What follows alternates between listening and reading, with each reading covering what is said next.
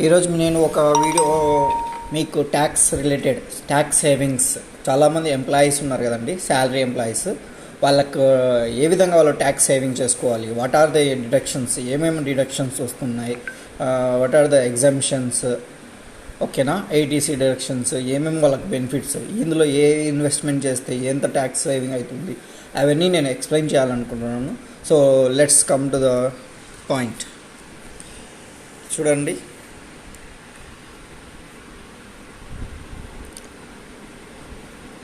Income tax return చూడండి. 5 important tax exemptions for salary individuals save tax and salary. ఓకేనా అండి. ఇక్కడ tax చెప్పండి, హెచ్ఆర్ఏ ఇది అలవెన్సెస్. మీకు మెయిన్ డిఫరెన్స్ చెప్తాను, ఎగ్జంప్షన్స్కి అలవెన్స్కి డిఫరెన్స్ ఏంటి, ఓకేనా అండి. అలవెన్స్ ఎగ్జంప్షన్స్ అంటే మనకు ఒక్కటి వేరే. హెచ్ఆర్ఏ ఇప్పుడు చూడండి, ఇది ఆల్రెడీ శాలరీలో ఇంక్లూడ్ అవుతుందండి, గ్రాస్ శాలరీలో. తర్వాత డిడక్షన్స్ ఇస్తారు. ఏదైనా సరే అలవెన్స్ రిలేటెడ్ అనేది ఆల్రెడీ గ్రాస్ శాలరీలో ఇంక్లూడ్ అయ్యి తర్వాత డిడక్షన్స్ ఇస్తారండి. ఎగ్జామ్షన్స్ అనేది అది యాడ్ చేయరు, అది గ్రాస్ శాలరీలో యాడప్ ఉండదు, బట్ ఎక్స్ట్రా బెనిఫిట్ మీకు డిడక్షన్స్ ఇస్తారు. ఎగ్జామ్షన్స్ అంటే ఎందులో యాడ్ చేయరు అండి. Exemption, this is the income exam అంటారు. So we are not suppose to add this income to your gross salary. ఓకేనా సార్, గ్రాస్ ఇన్కమ్, సరేనా. మళ్ళీ డిడక్షన్స్ అంటే మీ గ్రాస్ శాలరీ అపార్ట్ ఫ్రమ్ మీరు ఎక్స్ట్రా డిడక్షన్ తీసుకోవచ్చు.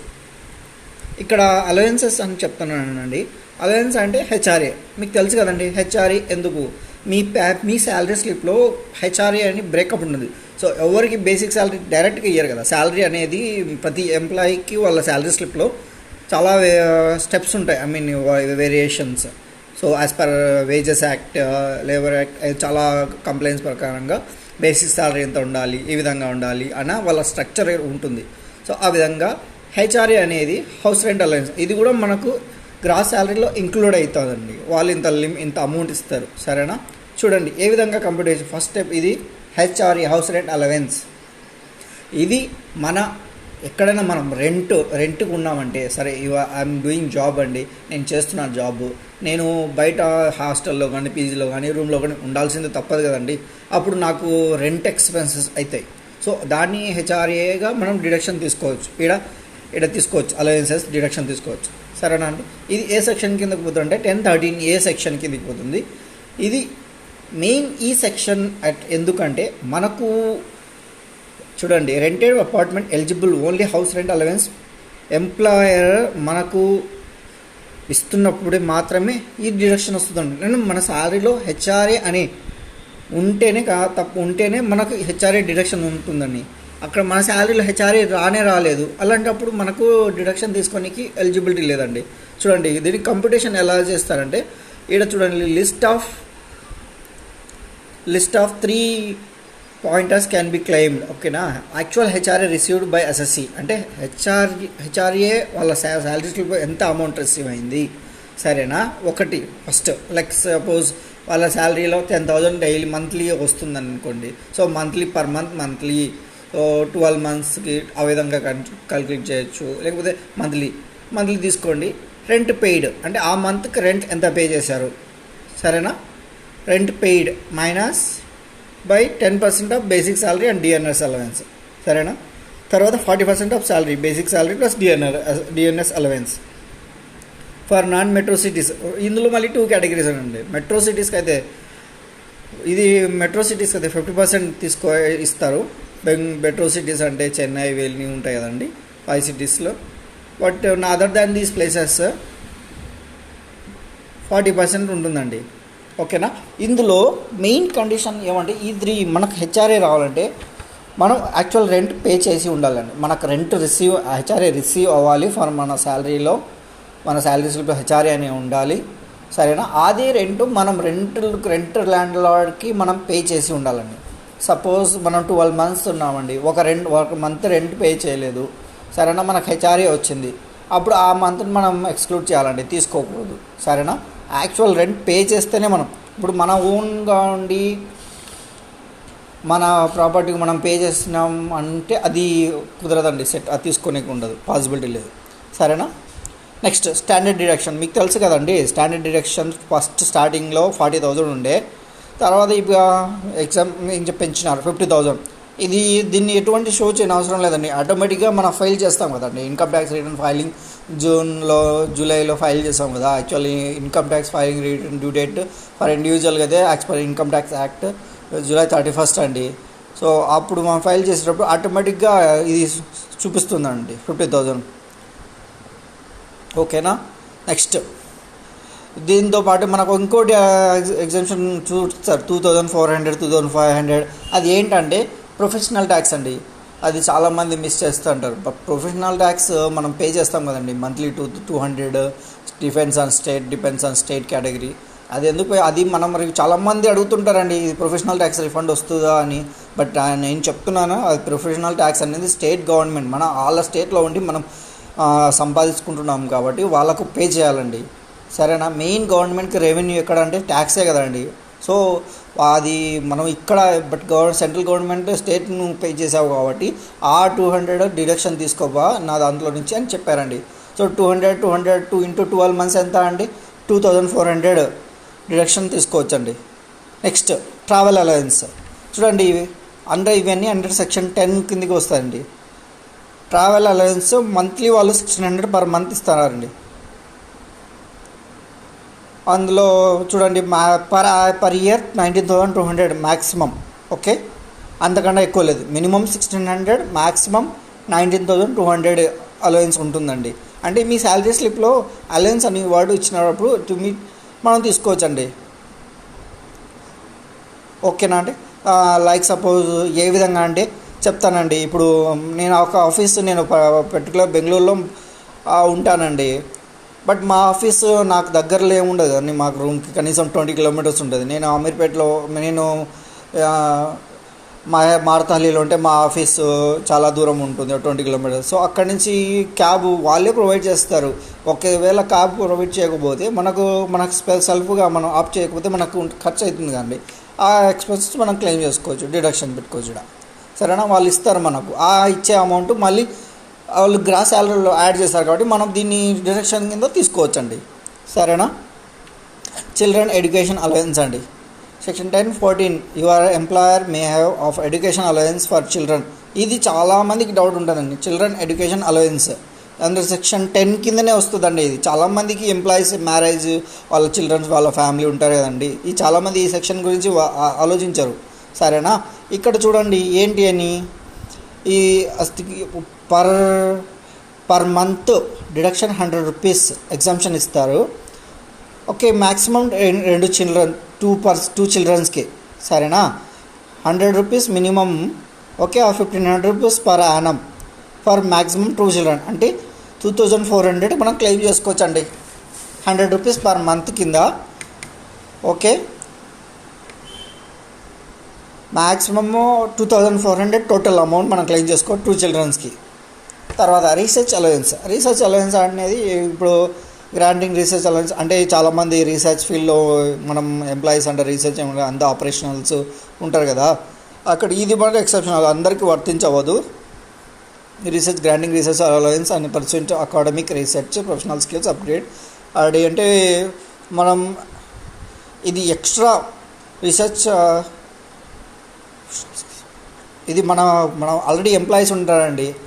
ఇప్పుడు ఒక జాబ్కి స్కిల్ సెట్ కావాలా, ఈ స్కిల్ సెట్ కావాలంటే వాళ్ళే ప్రొవైడ్ చేస్తే అమౌంట్ ఇస్తారండి మాకు. అప్పుడు గ్రాస్ శాలరీ యాడ్ చేస్తే గవర్నమెంట్ ఏమంటుంది, నీకు ఇంత శాలరీ వచ్చింది, మనం కట్టాలా, నువ్వు ట్యాక్స్ కట్టాలా అంటారు. బట్ అది వాళ్ళు ఎందుకు ఇచ్చినారు శాలరీ, మన బెనిఫిట్కి ఏం ఇవ్వలేదు కదండి. వాళ్ళ పర్పస్ కోసం వాళ్ళ బిజినెస్కి వాళ్ళ స్కిల్ సెట్ అవ్వాలని వాళ్ళు ట్రైనింగ్ కాస్ట్ ఈ అమౌంట్ కాస్ట్కి ఇన్కర్ అవుతుందా ఇస్తారండి. మీరు ఆబ్వియస్లీ ఆ అమౌంట్ మీరు స్పెండ్ చేయాల్సిందే కదండి. మీ నాలెడ్జ్ పెంచుకోవడం కోసం, స్కిల్స్ పెంచుకోవడం కోసం స్పెండ్ చేయాల్సింది. అది మనం డిడక్షన్ తీసుకోవచ్చండి. సరేనా. ఇక్కడ అమౌంట్ ఏమి ఇవ్వలేదండి. Respective of amount how we can do academic granting research all allowance in pursuit academic research. సరేనా అండి. తర్వాత ఇప్పుడు ఇవన్నీ 10 సెక్షన్ ఇవన్నీ అలవెన్స్ అండి. ఓకేనా. విచ్ ఇస్ శాలరీలో ఇంక్లూడెడ్ అయ్యి మళ్ళీ మనం డిడక్షన్ తీసుకోవచ్చండి. నెక్స్ట్ 5 most ఇంపార్టెంట్ డిడక్షన్స్ ఉన్నాయండి ఇక్కడ. ATC డిడక్షన్, చాప్టర్ 6 డిడక్షన్స్ అంటారండి. ఇవి చూడండి ఏమేమి ఉన్నాయి. మ్యాక్సిమం ఇప్పుడు 1,50,000 మనము ఏటీసీ డైరెక్షన్ కింద క్లెయిమ్ చేసుకోవచ్చు అండి. బట్ ఇంకా న్యూ బడ్జెట్లో నేను చూసిన చాలా ప్రపోజల్స్ ఏమంటే 2 lakhs వరకు పెంచవచ్చు అని చెప్తున్నారండి. Okay, let's you hope for best. Next ATC deductions కింద ఏమేమి వస్తాయి, చాలామంది క్వశ్చన్స్ అడుగుతుంటారు, సార్ ఏమేమి వస్తాయి ఏటీసీ డిడక్షన్స్ అని. ఇది క్లారిటీగా నేను చెప్తున్నాను చూడండి. Payment towards annuity pension scheme, pension కానీ ఏమన్నా మీకు పేమెంట్ చేసుకుంటే, ఇప్పుడు చూడండి ఎంప్లాయర్ కాంట్రిబ్యూషన్, మీ శాలరీలో ఎంప్లాయర్ కాంట్రిబ్యూషన్ పీఎఫ్కి పోతుంటుంది కదండి. అలాంగ్ విత్ పెన్షన్ కూడా అమౌంట్ తీసుకోవచ్చు, పీపీఎఫ్ వాలంటరీ పెన్షన్ ఇవన్నీ. ఓకే, మనం ఆప్ట్ చేసుకోవచ్చు. ఇవన్నీ గవర్నమెంట్ స్కీమ్స్ అండి, మనం ఇన్వెస్ట్ చేసుకోవచ్చు.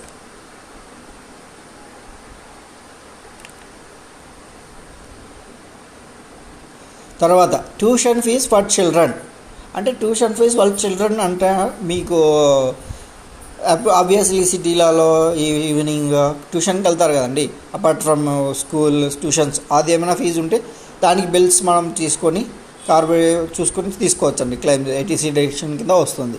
Contribution to PPF account, PPF ఏంటి కాంట్రిబ్యూషన్ మన అంటే మీ శాలరీలో ఆటోమేటిక్గా పీపీఎఫ్ కాంట్రిబ్యూట్ చేసి మైనస్ చేస్తారు కదండి. గ్రాస్ శాలరీ డిడక్షన్ సైడ్లో మీ శాలరీ స్లిప్లో ఉంటుంది కదా, 1,800 12% బేస్డ్ ఆన్ బేసిక్ శాలరీ వాళ్ళకు వేరియేషన్ డిపెండ్ ఉంటుందండి కాంట్రిబ్యూషన్, సరేనా. ఆ అమౌంట్ ఏమో ఉందో అది డిడక్షన్ ఇస్తారు. బట్ ఇది కండిషన్ ఉంది, ఎప్పుడైనా పీఎఫ్ విత్డ్రా 5 years మినిమం పెట్టాలండి లాకింగ్ పీరియడ్. ఎప్పుడైనా మనం విత్డ్రా చేస్తే అది మళ్ళీ ట్యాక్సబుల్ అవుతుంది, సరేనా, ట్యాక్స్ కట్ చేస్తారు. తర్వాత సుకన్య సమృద్ధి అకౌంట్, ఏంటి సుకన్య సమృద్ధి అంటే, సుకన్య సమృద్ధి అకౌంట్ అంటే చూడండి, చాలా ఇప్పుడు ఫీమేల్ గర్ల్ పుడతారు కదండి, చాలామంది పాపం సోర్స్ లాస్ట్ మినిట్లో వాళ్ళకి మ్యారేజ్ కోసము డబ్బులు ప్రొక్యూర్ అవ్వాలంటే చాలా ఇబ్బంది పడుతుంటారు. అలాంటి వాళ్ళకు కష్టం ఉండకూడదు అనే ఉద్దేశంతో గవర్నమెంట్ ఈ విధంగా ఒక పాప ఆడపిల్ల పుడితేనే 10 years పైన దాటిన తర్వాత ఆ పాపకు అమౌంట్ సేవ్ చేసుకోండి. ఆ అమౌంట్ సేవ్ చేసుకొని 18 years తర్వాత ఆ అమౌంట్ 18 years తర్వాత క్లెయిమ్ తీసుకోండి అని చెప్పారండి. ఓకేనా, సో అమౌంట్ సేవ్ చేసుకోవచ్చు. ఎప్పుడైనా మనం ఎప్పుడు ఏ కండిషన్లో ఆ అమౌంట్ విత్డ్రా చేయాలంటే, ఆ పాపకు మ్యారేజ్ ఫిక్స్ అవ్వడం కానీ, ఏమైనా ఏమైనా సరే ఏమైనా జరిగితే అలాంటి కేసులో అమౌంట్ విత్డ్రా చేసుకోవచ్చండి, సరేనా. Next NSC, national saving certificate, investment towards fixed deposit. చూడండి, ఫిక్స్డ్ డిపాజిట్ కూడా మనం చేసుకోవచ్చు. ఇన్వెస్ట్మెంట్ టువర్డ్స్ ఫిక్స్డ్ డిపాజిట్ అప్పుడు చేసుకున్నా కూడా మనకు డిడక్షన్స్ వస్తాయి, ఏటీసీ డిడక్షన్ తీసుకోవచ్చండి, సరేనా.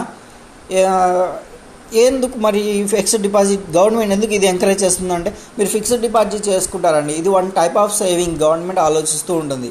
ఇప్పుడు సడన్గా జాబ్ వర్క్ లేదు, సోర్స్ లేదనుకోండి, ఐడియల్ అయిపోతారు, లేబర్ ఇది అన్ఎంప్లాయ్మెంట్ ఉంటుంది, అప్పుడు గవర్నమెంట్ మీద బర్డెన్ అయ్యేది. మనం సేవింగ్ తీసుకోవడం వల్ల మన సర్వైవ్ అవ్వచ్చు. ఇందులో ఇంకో ఉద్దేశం ఉందండి, డిపాజిట్ ఫిక్స్డ్ చేసిన తర్వాత మనకి ఇంట్రెస్ట్ వస్తుంది కదా, ఆ amount income from other sources కింద మనం చూపించాలండి. ఇంట్రెస్ట్ ఆటోమేటిక్గా వాళ్ళు డిడక్ట్ చేస్తారు బ్యాంకరు, ఓకేనా. మనం ఇక్కడ చూపిస్తే ఏమేమి ఇంట్రెస్ట్ వచ్చిందో అవి చూపిస్తే మళ్ళీ మనకు ట్యాక్స్లో మన బిలో ట్యాక్సబుల్ లిమిట్ ఉంటే మనకు రిఫండ్ వచ్చేస్తుందండి, సరేనా. Investment towards equity linked saving scheme, ELSS mutual fund, ఇది మ్యూచువల్ ఫండ్కి సంబంధించిందండి. మీకు ఇంట్రెస్ట్ ఉంటే మ్యూచువల్ ఫండ్లో పెట్టుకోవచ్చు. నాకు తెలిసి ఇవన్నీ గవర్నమెంట్ రిలేటెడ్ అని చాలా లాక్ అయిపోతాయి, లాకింగ్ పీరియడ్ మెయింటైన్ చేయాలండి, సడన్గా మనం విత్డ్రా చేయడానికి పాసిబిలిటీ ఉండదు, సరేనా అండి. పోస్ట్ ఆఫీస్ టైం డిపాజిట్, ఇందులో కూడా తీసుకోవచ్చు. ఇక్కడ ఫిక్స్డ్ డిపాజిట్ అంటే కంపల్సరీ మనము రికగ్నైజ్డ్ నేషనలైజ్డ్ బ్యాంక్లోనే పెట్టుకోవాలండి. National pension scheme, payment of life insurance premium, ఇవన్నీ మనం ఏటీసీ డిడక్షన్ కింద తీసుకోవచ్చండి.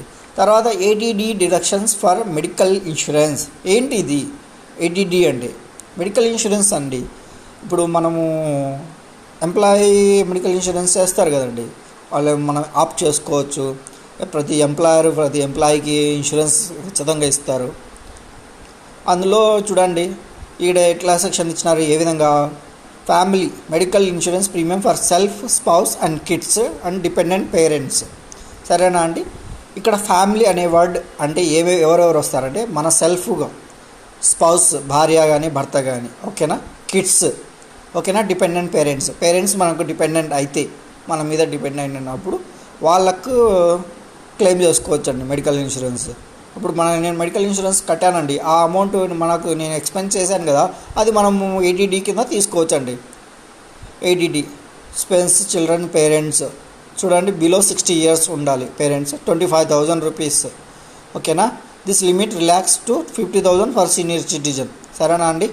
ఇప్పుడు మామూలుగా బిలో 60 years అన్నప్పుడు 25,000 మ్యాక్సిమం అండి.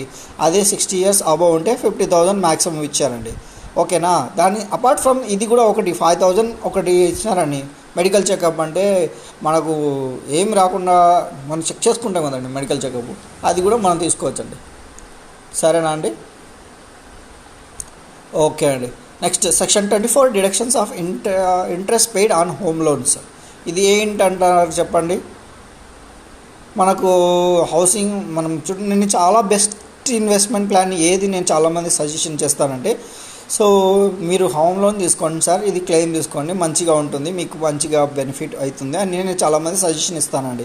హౌసింగ్ లోన్ తీసుకున్నారు కదా, హౌసింగ్ లోన్ ఆ section income from house property లాస్లో మనం ఇది 2 lakhs వరకు అప్ టు 2 lakhs వరకు మనం చూపించుకోవచ్చండి. సరేనా అండి. ఎందుకంటే ఇప్పుడు చూడండి, ఇన్ ట్యాక్స్ సేవింగ్ ప్లాన్ అంటే ఇప్పుడు మనం చాలా గవర్నమెంట్ ఎందుకు ఈ సెక్షన్ ఎంటర్ చేసిందంటే, ప్రతి ఒక్క పర్సన్ యొక్క డ్రీమ్ అంటే జాబ్ చేసిన తర్వాత హౌస్ కట్టుకోవాలి, ఆఫ్టర్ మ్యారేజ్ తర్వాత హౌస్, ఇవన్నీ ఉంటాయి కదండి. సో గవర్నమెంట్ అందుకోసమే ఈ ఎగ్జంప్షన్ ఇలా డిడక్షన్ ఇచ్చేసిందండి. తర్వాత eighty E deductions of interest on loan for higher studies అంటే హైయర్ స్టడీస్ అంటే చెప్పండి, మనము ఏదైనా సరే ఎంబీఏ అలా మనం జాబ్ చేస్తా కూడా మనం ఏదైనా స్పెషలైజేషన్ కోర్సు ఇలా హైయర్ స్టడీస్ చేస్తుంటాం కదండి, వాటికి సంబంధించి ఏమైనా ఎక్స్పెన్సెస్ అయితే ఇలా తీసుకొచ్చింది. ఎందుకు ఇలా అంటే అప్పుడు గవర్నమెంట్ ఉద్దేశం ఏమనుకోవాలనుకుంటే, so one type of benefit, both mutual benefit అండి ఇది ఈ విధంగా డిడక్షన్ చేయడం వల్ల. ఎందుకంటే ఇప్పుడు మీరు బాగా స్కిల్ సెట్ బాగా హైయర్ ఎడ్యుకేషన్లో బాగా చేసుకొని మీరు పెట్టుకుంటే మీకు ఆ ఎక్స్పెన్సెస్ మీకు డిడక్షన్ వస్తుంది, మీకు ఒక టైప్ బెనిఫిట్. గవర్నమెంట్కి ఏం బెనిఫిట్ అంటే మీరు మంచిగా పొజిషన్లో ఉంటే మీకు ఎక్కువ ఎర్నింగ్స్ వచ్చినప్పుడు గవర్నమెంట్కి ట్యాక్స్ పే చేయాల్సి వస్తుంది. సో వాళ్ళకు వాటిలో టైప్లో బెనిఫిట్ ఉంటుంది. సో ఆల్వేస్ మ్యూచువల్ బెనిఫిట్ ఉంటుందండి ప్రతి కాన్సెప్ట్లో. ఓకేనా. Next eighty TTA deduction on saving account interest అండి. ఇది చాలామంది ఇగ్నోర్ చేస్తారండి, చాలా ఫైల్స్లో కన్సిడర్ చేయరు, చాలా రేర్ కేసులో పక్కగా యాడ్ తీసేస్తారండి. ఏంటి ఇది, ఈ సెక్షన్ ఏంటి అని చాలామంది డౌట్ ఉంటుందండి. అప్పుడు మనం ఎంతో ఒక అప్ టు 10 lakhs వరకు మనం శాలరీ మనం సేవింగ్స్లో పెట్టుకోవచ్చండి. బిలో 10 lakhsలో 10 lakhs దాటిపోతే ఇష్యూ అవుతుందని చెప్తారు. ఓకేనా. 10 lakhs దాటిపోయినా ప్రాబ్లం లేదు, మనం పర్టికులర్ ప్యాన్ లింక్ అయ్యి మనం ట్యాక్స్ ఫైల్ చేసిన ఆ ఇన్కమ్ మన శాలరీ ఇన్కమ్ సేవింగ్స్ అయినా ఏం కాదు. ఇక్కడ ఈ కేసులో చూడండి, ఇది మనం ఆ అమౌంట్ సేవ్ చేసుకుని ఉంటాం కదండి పర్సనల్ అకౌంట్లో, ఆ అకౌంట్కి ఖచ్చితంగా బ్యాంక్ వాళ్ళు ఏమిస్తారు, 4% రేట్ ఆఫ్ ఇంట్రెస్ట్ చొప్పున మనకు ఇంత అమౌంట్ సంథింగ్ 2,000 3,000 పర్ యానం మనం మెయింటైన్ చేస్తే సేమ్ బ్యాలెన్స్ మనం తీయకుండా ఉంటే వాళ్ళు మనకు క్రెడిట్ చేస్తారండి ఇంట్రెస్ట్ సమ్ అమౌంట్. ఆ అమౌంట్ ఇక్కడ ఇంట్రెస్ట్ క్రెడిట్ చేస్తారు కదా, అందులో వాళ్ళు ట్యాక్స్ డిడక్ట్ చేసుకొని ఇస్తారండి మనకు. సో సరేనా, కొంత ఎక్కువ ఉంటే డిడక్ట్ చేస్తారు. ఈ అమౌంట్ అనేది మనకి ఇన్కమ్ కదండి, ఇంట్రెస్ట్ ఆన్ సేవింగ్ బ్యాంక్ అకౌంట్స్లో ఉండేదని ఇంట్రెస్ట్ అనేది మనకి ఇన్కమ్. సో ఆ ఇన్కమ్ మనము ఎక్కడ చూపించాలి, ఫస్ట్ మనం చూపించాలండి, ఇది ఇన్కమ్ ఫ్రమ్ అదర్ సోర్సెస్ కింద చూపించాలి మన ట్యాక్స్ ఫైల్లో. తర్వాత అది చూపిస్తే మనకు ట్యాక్స్ పెరిగిపోతుంది కదండి, ట్యాక్సిబుల్ ఇన్కమ్ పెరిగిపోతే మనం ట్యాక్స్ కూడా కట్టాల్సి వస్తుంది. సో ఇక్కడ మనం ఈ సెక్షన్ని గుర్తుపెట్టుకోవాలండి ఆల్వేస్. ఏటీటీటీఏ ఇప్పుడు సపోజ్ నాకు 12,000 నాకు క్రెడిట్ అయిందండి, నాకు ఇంట్రెస్ట్ ఆన్ సేవింగ్స్. నేను ఈ 12,000 ఇన్కమ్ ఫ్రమ్ అదర్ సోర్స్లో చూపించినానండి, నేను మర్చిపోయాను, నా ట్యాక్స్ ఎక్కువ వచ్చింది. ఈవెన్ 1 రూపీ వేరియేషన్ ఉంటే స్లాబ్ రేట్స్ కాబట్టి ఇన్కమ్ ట్యాక్స్లో చాలా తేడా ట్యాక్స్ పేయబుల్ ఉంటుందండి. సరేనా, 10%, 20%, 30% అట్లా ఉంటుంది. Income depend variation 1 rupee cross అయినా కూడా, for suppose 5 lakhs up to 5 lakhs వరకు నో ట్యాక్స్ అండి. 4,99,999 రూపీస్ వరకు ట్యాక్స్ ఉండదు. 5 lakhs ఒక్క రూపాయి ఇచ్చినా కూడా 12,500 మినిమం ట్యాక్స్ రిబేట్ ట్యాక్స్ కట్టాలా.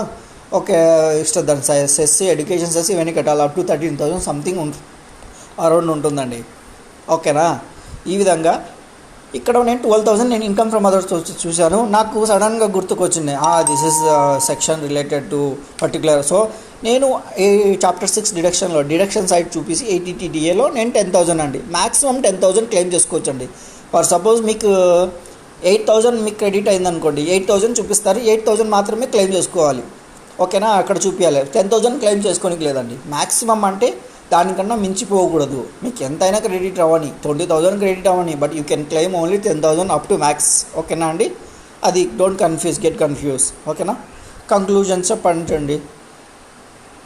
శాలరీ ఎంప్లాయీస్కి చాలా బెనిఫిట్స్ అండి, ఏ విధంగా రకంగా చాలా బెనిఫిట్స్ అండి, ఎన్ని రకాలుగా గవర్నమెంట్ ప్రొవైడ్ చేస్తుంది. So I hope you understand. Please ఏమైనా డౌట్స్ ఉంటే నాకు కాల్ చేయండి, నేను క్లారిటీ ఇస్తాను, మీకు అడ్వైస్ ఇస్తాను. సరేనా అండి. ఓకే అండి, బాయ్.